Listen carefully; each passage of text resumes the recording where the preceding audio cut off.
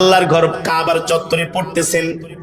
হযরত ওমর চিন্তা করলেন, আমি যদি দিনের বেলা যাই মক্কার মানুষ দেখে ফেলবে, মনে হয় ওমরও মুহাম্মাদের তেলাওয়াত শোনার পাগল হয়ে গেছি। আল্লাহু আকবার। তবে আমি দিনের আলোতে যাব না, রাতের বেলায় যাব অন্ধকারে, তাহলে মানুষ আমাকে। হযরত ওমর মাগরিবের পরে যখন ঘুটঘুটে অন্ধকার হয়ে গেছে, এখন তো আধুনিক মক্কা, 1450 বছর আগে তো আর আধুনিক মক্কা ছিল। যারা হজ করছেন তারা দেখছেন এখন তো লাল নীল বাতির অভাব নাই। 1450 বছর আগে ছিল পুরা মক্কাটা একটা জঙ্গল, গভীর জঙ্গল ছিল, পাহাড় ছিল। এমন রাস্তার মধ্যে হযরত ওমর চিন্তা করলেন, আমি পাহাড়ের পাদদেশ দিয়ে অন্ধকারের মধ্যে আমি মুহাম্মদকে আমি যেয়ে দেখব।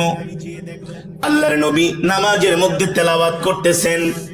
হযরত ওমর আল্লাহর নবীর কোরআনের তেলাওয়াত শুনে